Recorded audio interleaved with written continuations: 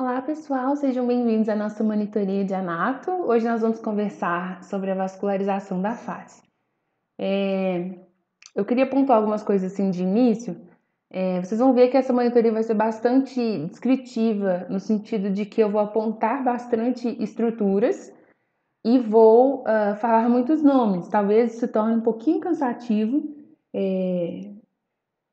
essa chuva de informações novas, né? Mas vocês vão ver que a vascularização da face em si não é complicada demais. O negócio é que vai ter muito nomezinho pra gente lembrar. Para ficar assim mais didático, mais palatável, eu resolvi me atentar primeiramente aos ramos da carótida externa e depois que nós conhecermos, né, as artérias que vão estar ali na região cérvico-facial, nós vamos focar um pouco mais nessa dinâmica da vascularização da face, abordando primeiramente a irrigação arterial e depois a drenagem venosa. Então, vamos lá. Começando aqui então com os ramos da carótida externa. Só para a gente se localizar, nós temos aqui uma vista anterolateral da região cervical e aqui, ó, nós temos o tronco arterial braquicefálico, originando a artéria subclávia e a artéria carótida comum. Nessa região aqui, na altura da cartilagem tireoide, nós vamos ter a bifurcação da carótida e a formação da carótida interna, que é um ramo dedicado ao encéfalo, e nós vamos ter também a carótida externa, que vai se importar então com a irrigação cérvico-facial. De modo geral, o suprimento arterial superficial da face é de responsabilidade da artéria carótida externa, mas nós vamos ver que existem algumas exceções. Alguns ramozinhos aqui da artéria oftálmica, que é um ramo da carótida interna, vão contribuir para a irrigação dessa porção mais superior da face. Eu tenho aqui um esqueminho feito pela Fernanda, vou deixar aqui já o meu agradecimento porque ela me cedeu gentilmente esse slide. E esse esquema tem a intenção de te acalmar. Por quê? Como são muitos nomezinhos, alguns ramos, é legal que vocês entendam a base da coisa para depois a gente passar, então, para aquela imagem anatômica em si, que vai ser um pouquinho mais fácil de compreender. A intenção desse esquema é mostrar a ordem de emersão dos ramos da carótida externa. Então, aqui nós temos a artéria carótida comum e na sua bifurcação nós vamos ter a formação da artéria carótida interna, tá? Que vai irrigar lá o encéfalo e vai emitir também a artéria oftálmica, que vai contribuir um pouquinho para a irrigação facial. E nós vamos ter a artéria carótida externa, que é a grande protagonista aqui da irrigação cérvico-facial. Então, o primeiro ramo da artéria carótida externa é a tireoide superior. O segundo ramo é a faringe ascendente. O terceiro ramo é a lingual. O quarto ramo é a facial. Depois nós temos a occipital, a auricular posterior, a maxilar e a temporal superficial. Eu usava um mnemônio que não é muito bom, mas já é alguma coisa para gravar. Eu não acho que vocês tenham que decorar tudo, mas talvez pelo menos a ordem desses ramos principais aqui seria legal vocês terem uma noção. Então eu peguei só as iniciais, né, do nome das artérias e ficaria em ordem, ficaria SALFOPMS. Aí eu falava tipo SALFOP-MS, que aí tu lembra ali que é a inicial das artérias em ordem, tá? E para fazer uma abordagem mais organizada, eu vou tratar primeiramente das artérias que têm uma projeção mais anterior, que vai incluir a tireoide superior, a lingual e a facial. Depois nós vamos abordar a faringe ascendente, que é uma artéria com uma configuração mais medial. E por último nós vamos ver as artérias com uma configuração mais posterior, que é a occipital e a auricular posterior. E, por fim, nós vamos ver os ramos terminais da artéria carótida externa, que são a artéria maxilar e a artéria temporal superficial. Começando então com os ramos anteriores, nós vamos ter a artéria tireoide superior, que vai irrigar a tireoide e a laringe. Nós vamos ter também a artéria lingual, que vai irrigar os músculos da língua, o assoalho da boca e a glândula sublingual. Então, aqui novamente mostrando o esqueminha só para vocês se localizarem. Nós estamos vendo a tireoide superior e a lingual. Então, aqui ó, um desenho mostrando a tireoide superior.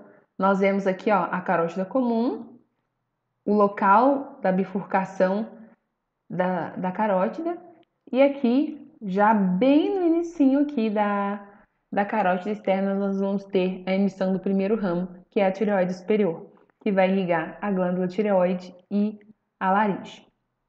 Um pouquinho mais acima, nós vamos ter a emissão da artéria lingual. Essa artéria lingual ela vai ter várias ramificações, eu vou deixar aqui no material que eu vou mandar para vocês, mas nós não vamos abordar aqui, porque é algo mais complexo, que a gente não precisa se ater agora, que vocês precisam saber realmente os ramos ali da artéria carótida externa, tá bem? Mas aí a artéria lingual, ela vai irrigar toda essa região da língua, o assoalho da boca e também a glândula sublingual.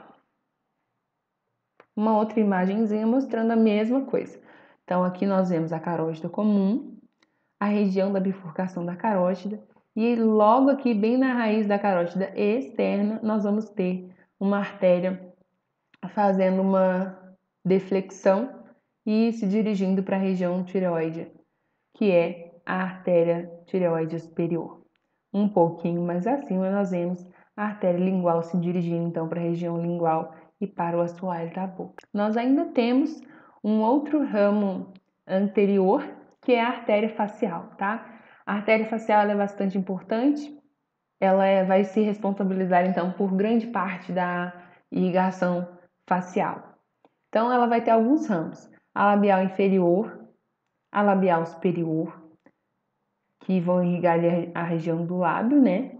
Nós vamos ter a nasal lateral, que vai irrigar a pele da asa do nariz e também a região do dorso. Nós vamos ter também a artéria angular, que vai suprir a parte superior da bochecha e da pálpebra inferior. Ela vai irrigar também o ângulo medial do olho e a região ali lateral do dorso do nariz. Ela irriga ainda o músculo miloioide e o ventre anterior do músculo digástrico, tá bem? Nós vamos ter a artéria submentual, que vai irrigar os músculos da região submentual. Nós vamos ter a palatina ascendente, que vai se dirigir para o palato, e a emissão também de ramos glandulares, que vão para a submandibular. Então, novamente, aqui no nosso esqueminha, nós temos a artéria facial, saindo aqui da artéria carótida externa. Ela vai emitir o ramo submentual, a labial, a palatina ascendente, a labial inferior, a labial superior, e o seu ramo terminal é a artéria angular. Então, aqui uma outra imagem para a gente ver. Aqui nós temos a carótida externa, emitindo então a artéria facial. Ela se dirige aqui para a região da borda da mandíbula, e já que bem no seu inicinho nós vamos ver a emissão da artéria palatina ascendente. Mais à frente nós temos a emissão dos ramos glandulares, né, para a glândula submandibular. Nós vamos ter o ramo submentual, a artéria submentual, né, que vai irrigar os músculos dessa região. A artéria labial inferior e superior para suprir a região do lábio. Nós vamos ver que essa artéria inflete-se cranialmente, formando seu ramo terminal, que é a artéria angular. Falemos então um pouco sobre o ramo medial. O único ramo com com uma configuração medial que nós vamos ter é a artéria faríngea ascendente. Aqui só para a gente se localizar, tá? A artéria carótida externa, tá? Nessa região nós vemos os seus ramos anteriores que a gente já abordou, que é a tireoide superior, a lingual e a facial. Os ramos posteriores, que é a auricular posterior e a occipital, e entre essas anteriores e posteriores nós temos uma única artéria de configuração medial, que é a faríngea ascendente, que vai estar, então, contribuindo para a irrigação da faringe. Os ramos posteriores. Nós vamos ter dois ramos posteriores, que é a artéria occipital e a artéria auricular posterior. Então, um pouquinho acima aqui, ó, nessa região nós temos o ângulo da mandíbula e um pouquinho acima do ângulo da mandíbula nós vamos ver a emissão da artéria occipital. Ela vai se dirigir para a região posterior, né, e vai se responsabilizar pela irrigação dos músculos dessa região e também do couro cabeludo. Aqui nós temos então a emissão do outro ramo posterior, que é a auricular posterior. A auricular posterior vai irrigar também os músculos dessa região e o couro cabeludo. Por fim, os ramos terminais. Nós vamos ter dois ramos terminais. A artéria temporal superficial, que vai irrigar o couro cabeludo ali da região temporal. E nós vamos ter também a artéria maxilar. Essa artéria ela vai estar envolvida com a vascularização profunda da face. Ela pode ser dividida em três porções, né? De acordo com os vasos que vão sair ali. Vocês vão ver que tem muitos nomezinhos, mas vocês vão ver que o próprio nome já está ligado à região que aquela artéria vai irrigar, então não tem muito segredo, tá?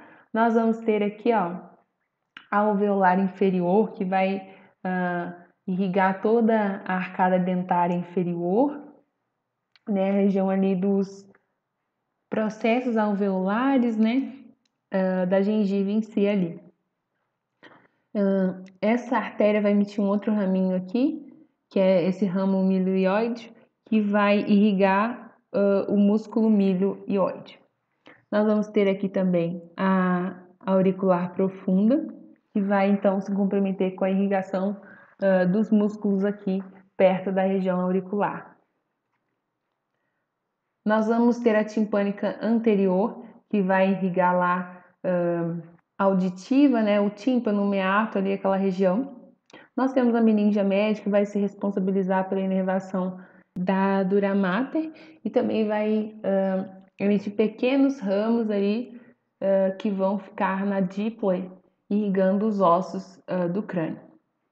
E nós temos também a meninge acessória.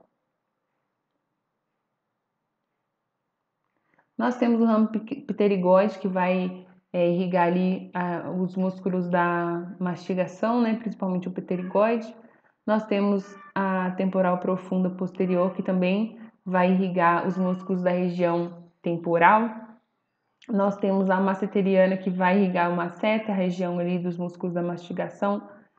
Nós temos um segundo ramo para o pterigóide, vai para a região também dos músculos da mastigação. Nós temos o ramo bucal, que se dirige para a cavidade oral. Nós temos a temporal profunda anterior, relacionada ainda com os músculos da região temporal. Nós temos a alveolar superior posterior, que vai irrigar a região da gengiva mais posterior, né? A arcada dentária superior, mas a região mais posterior. Nós temos a infraorbitária ou infraorbital, que vai irrigar o terço médio da face. Dessa região também vai sair a alveolar superior anterior, que vai irrigar o restante da arcada dentária. Nós temos a palatina descendente, que vai para o palato. Um ramo faríngeo, que vai para a faringe. E também um outro raminho que vai para a região dos músculos da mastigação. Nós vamos começar então vendo os ramos da temporal superficial. A temporal superficial E essa artéria, ela vai seguir um trajeto ascendente até ela emitir um ramo colateral, que é a artéria transversa da face. Essa artéria ela vai ser responsável por irrigar a parótida. Vai contribuir também para a irrigação da musculatura massetérica e da pele dessa região zigomática, tá? Depois ela vai emitir os seus ramos terminais, que é o ramo frontal e o parietal. O frontal irriga o couro cabeludo da região frontal e o parietal irriga o couro cabeludo da região parietal. E aqui, só para fechar os ramos terminais, né, da artéria carótida externa, eu coloquei uma listinha com todos os ramos da artéria maxilar, caso você queira, né, conferir depois, já que são bastante informações. Então, a artéria facial, ela vai ser a principal responsável pelo suprimento arterial da face.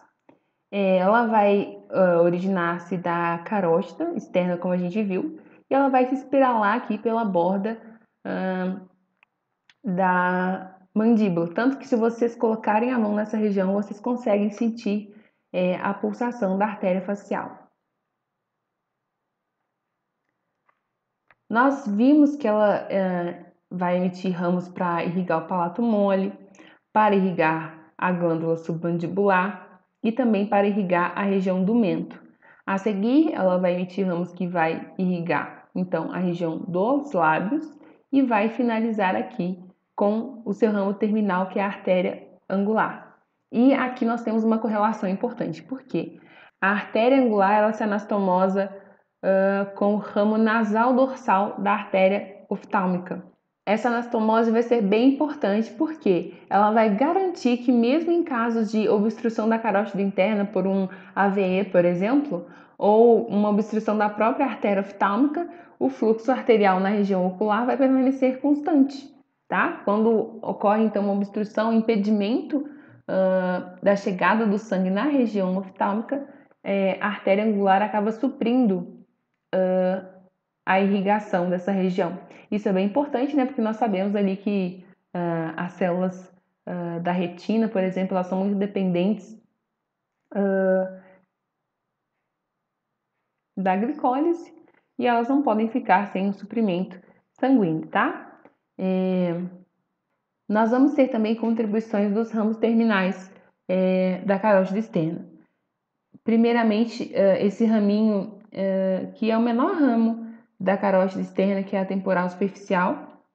E o que a gente tem para destacar aqui? Que além de contribuir para a irrigação do couro cabeludo dessa região, é importante a gente destacar que essas artérias temporais elas vão acompanhar os ramos do nervo aurículo temporal, que também vai estar emergindo dessa região, tá bem?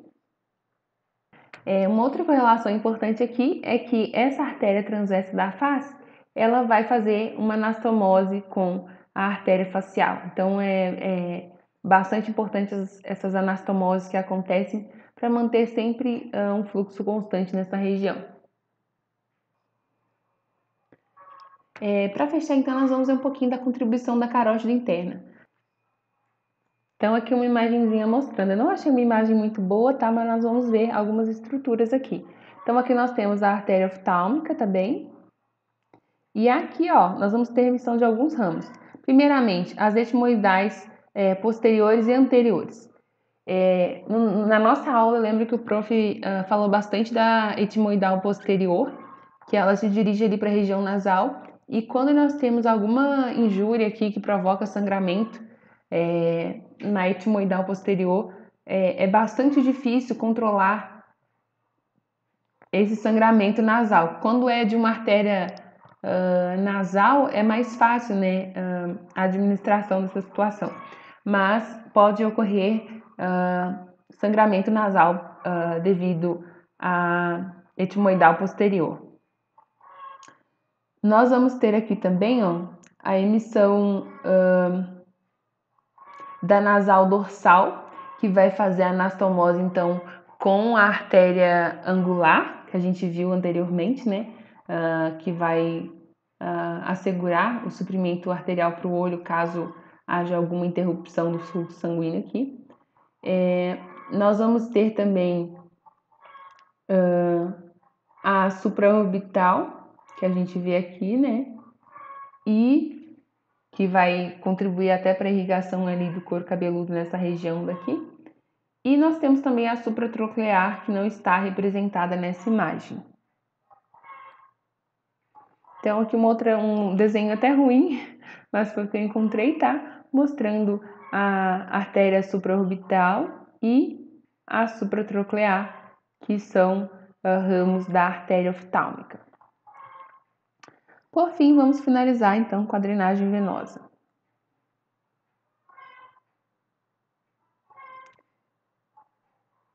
O que a gente precisa lembrar aqui? Que as veias da face, elas vão seguir aquelas artérias que a gente já viu, então elas vão possuir os mesmos nomes. Então, por exemplo, nós vimos lá que um dos ramos da artéria maxilar é a artéria bucal. Aqui nós temos também uma veia bucal. Aqui nós tínhamos a artéria facial, nós temos agora a veia facial. Nós tínhamos as artérias labiais, aqui nós temos as veias labiais e assim sucessivamente, tá? Então as veias vão acompanhar as artérias e vão receber o mesmo nome que elas. Eu queria destacar aqui alguns pontos com vocês. Nós temos aqui então a veia facial. Nós vemos que diversas veias estão contribuindo, né? Estão sendo tributárias para essa veia, como por exemplo aqui, ó, a veia labial superior está desembocando aqui. Nós temos a veia infraorbital desembocando aqui também. Nós temos a labial inferior, que também vai desembocar aqui. Mas nós temos uma veia muito importante, que é a veia facial profunda. Tá vendo que ela vem aqui dessa região da fossa pterigóide? Ela vai drenar justamente o plexo venoso pterigóide para a veia facial. Então, nós vamos ter a formação dessa veia a partir dessas tributárias e ela vai se dirigir para essa região. A partir daqui, nós vamos ver a formação da veia facial comum, que desemboca na veia jugular interna, que depois vai desembocar na veia braquiocefálica esquerda, tá bem? Nós vemos ainda uma outra veia importante. Do mesmo plexo pterigóide que nós já vimos antes, ele vai drenar não só para a veia facial profunda, mas também para a veia maxilar, que está aqui escondidinha, curtinha aqui nessa região. E ela vai desembocar na veia retromandibular. Essa veia retromandibular, ela tem esse ramo comunicante anterior, que pode vir para a veia facial comum aqui, né, unindo com a veia facial, formando a veia facial comum, ou ela pode desembocar diretamente aqui na jugular externa. A jugular externa vai ter um trajeto descendente e vai desembocar aqui na veia subclávia. E de drenagem venosa, que o mais importante que a gente tinha que ver era isso, tá bem? Então, por hoje era isso, pessoal. Espero que tenha ficado claro. Se vocês tiverem alguma dúvida, vocês podem me chamar, tá bom? Bons estudos e um beijo!